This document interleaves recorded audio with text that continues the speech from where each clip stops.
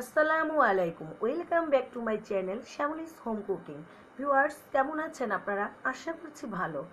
Viewers, আজকে আমি আপনাদের সাথে যে রেসিপিটি শেয়ার করব সেটি হচ্ছে খেজুর গুড়ের সন্দেশ বানাচ্ছি।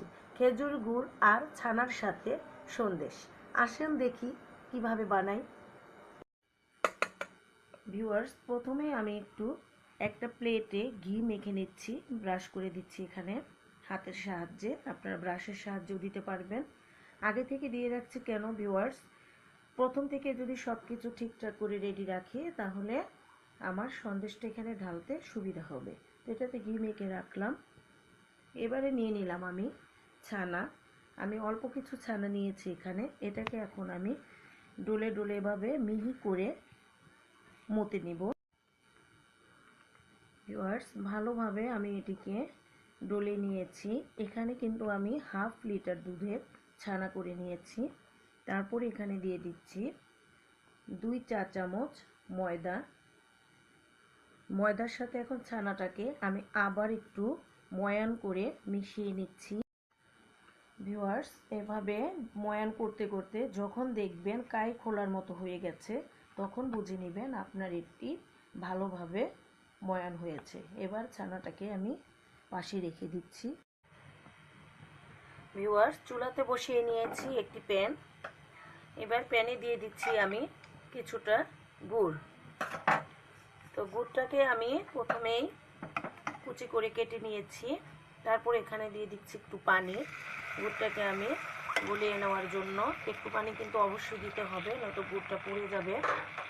ছানাটা যতখানি নেবেন তার 4 ভাগের 1 ভাগ গুড় নেবেন।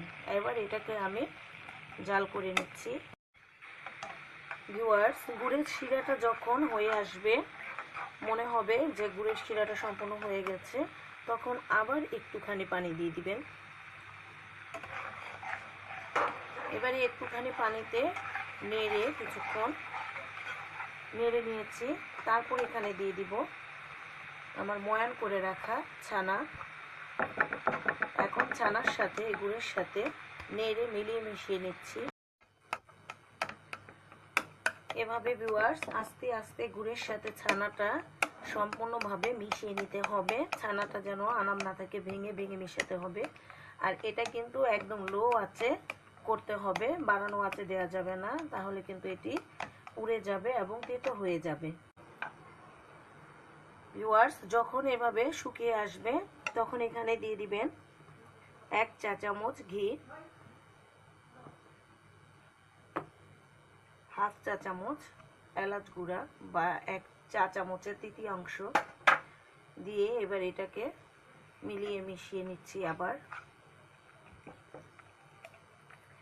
এভাবে এই যে যখন ফ্রাই প্যানকে ছেড়ে ছেড়ে আসছে, দেখুন সম্পূর্ণটা ফ্রাই প্যানকে ছেড়ে ছেড়ে আসছে, তখনই এই পর্যায়ে আমি আরেকটু জাল করে এটা এখন নামিয়ে নিব। ভিউয়ার্স, নামিয়ে নিয়েছি। নামিয়ে আমি যেটা ঘি মেখে রেখেছিলাম সেই প্লেটটাতে আমি ঢেলে নিয়েছি। এবার এটিকে এভাবে চেপে চেপে পুরোটাতে আমি একটি শেপ দিয়ে দিব। তারপর ঠান্ডা হয়ে আসলে আমি এটিকে কেটে শেপ দিচ্ছি। ঠান্ডা হয়ে গেছে ভিউয়ার্স সন্দেশটি। এবার এটিকে আমি কেটে শেপ করে দিচ্ছি।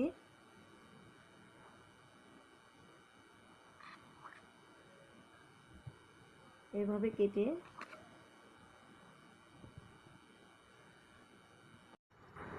ভিউয়ার্স কেটে নিয়েছি আমাদের সন্দেশ।